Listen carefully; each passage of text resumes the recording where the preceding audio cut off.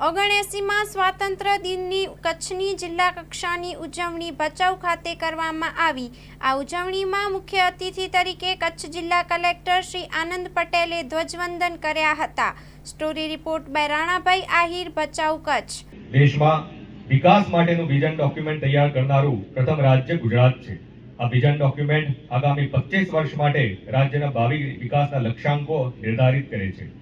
આદરણીય વડાપ્રધાન શ્રી નરેન્દ્રભાઈ મોદીના વિકસિત ભારત 2047ના સંકલ્પને સાકાર કરવા માટે ગુજરાતે વિકસિત ગુજરાત 2047નો રોડમેપ તૈયાર કર્યો છે।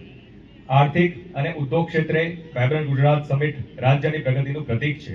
આ વર્ષે 4 ઝોનમાં સમિટ યોજાશે, જે રોકાણ, રોજગારી અને નવીનતા વધારશે। સ્ટાર્ટઅપ ક્ષેત્રે ગુજરાત પહેલું રાજ્ય છે જેને વિશિષ્ટ ઇકોસિસ્ટમ ઊભી કરી છે।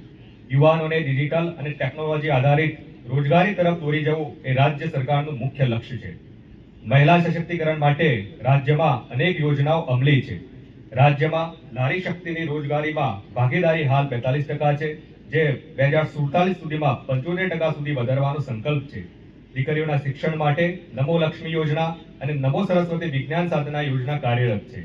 હાલમાં જ રાજ્યના શિક્ષણ વિભાગે બેકલેસ ડે દ્વારા 12 વિનાનું ભણતર અને આરટી હેઠળ આવક મર્યાદા ₹6 લાખ કરવાના નિર્ણયો લઈ મહત્વપૂર્ણ પગલાઓ લીધા છે।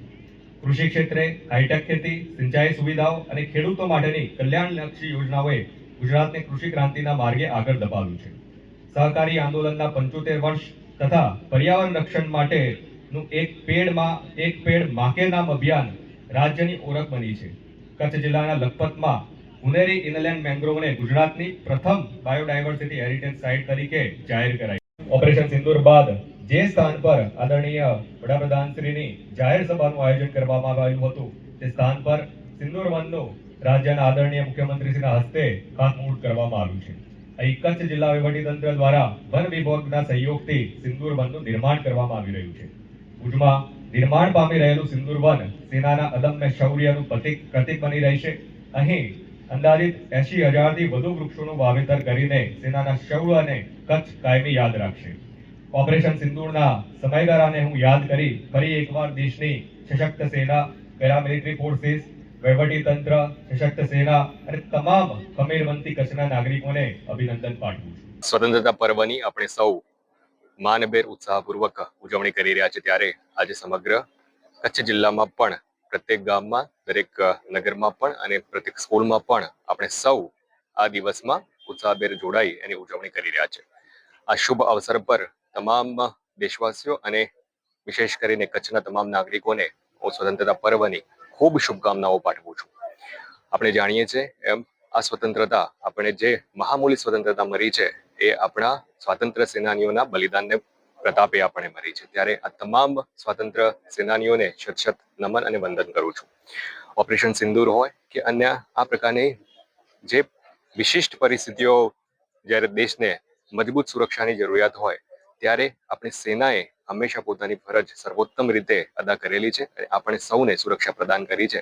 ત્યારે આ અવસરે સેનાના પ્રત્યેક જવાનોને પણ શત વંદન અને નમન કરું છું। જિલ્લા કક્ષાએ ઘણું સારું ઉત્તમ જેમને કામગીરી કરી હોય એવા સામાજિક આગેવાનો, સામાન્ય નાગરિકો અને વહીવટીતંત્રના કર્મચારી, અધિકારી કે જેમને પોતાની ફરજ ખૂબ ઉત્તમ રૂપે નિભાવી છે, એ તમામને પણ આજરોજ અહીંયા જિલ્લા કક્ષાના ભચાઉ ખાતેના કાર્યક્રમમાં સન્માનિત કરવામાં આવેલા છે। કચ્છ જિલ્લાના જિલ્લા કક્ષાના સ્વતંત્રતા પર્વની ઉજવણી આજે ભચાઉ મધ્યે કરવામાં આવી હતી।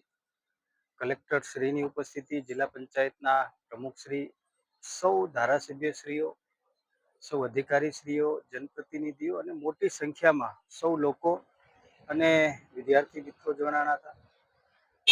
આપણે સૌ જાણીએ છીએ કે આપણો દેશ આઝાદ થયો અને આપણે 75 વર્ષની ઉજવણી પણ દેશના વડાપ્રધાન શ્રી નરેન્દ્ર મોદી સાહેબના નેતૃત્વમાં આપણે એની ઉજવણી કરી। આપણે અમૃતકાળમાં પ્રવેશી રહ્યા છીએ અને જ્યારે દેશ દુનિયાની અંદર દરેક ક્ષેત્રમાં અગ્રેસર બની રહ્યો છે, આપણા માટે સૌ માટે ગૌરવની વાત છે। અને ઓપરેશન સિંદૂર પછી પહેલી વખત જ્યારે આ 15મી ઓગસ્ટ સ્વતંત્રતા પર્વની ઉજવણી થઈ રહી છે, એમાં ખાસ કરીને આજે સરહદી જિલ્લા ઉપર જે આપણને સૌને એક ખૂબ જ ગૌરવની અને આનંદની ક્ષણ છે કે આપણે કચ્છ જિલ્લો આપણા સરહદ ઉપર છે અને જ્યારે ઓપરેશન સિંદૂર ચાલતું હતું ત્યારે પણ કચ્છના દરેક જનની અંદર દેશભક્તિ અને રાષ્ટ્રપ્રેમ અને આપણા જાબાજ જે આપણા દેશના જવાનો છે એમના પ્રત્યે આપણને ગૌરવ હતું. અને ઓપરેશન સિંદૂર પછી આપણા દેશના વડાપ્રધાન શ્રી નરેન્દ્ર મોદી સાહેબે પણ કચ્છની મુલાકાત લીધી હતી અને કચ્છ જિલ્લો દરેક ક્ષેત્રમાં અગ્રેસર છે, દેશભક્તિમાં અગ્રેસર છે. 71ના યુદ્ધની અંદર પણ આપણી માધાપરની વીરાંગનાઓ જેમણે આપણે જોયું કે એક પરાક્રમ કરીને આજે આપણને નારી શક્તિને અને કચ્છને આ ગૌરવ અપાવ્યું છે. એટલે આજના આ પ્રસંગે હું સૌને મારી હૃદયપૂર્વકની ખૂબ ખૂબ શુભકામના અને શુભેચ્છા પાઠવું.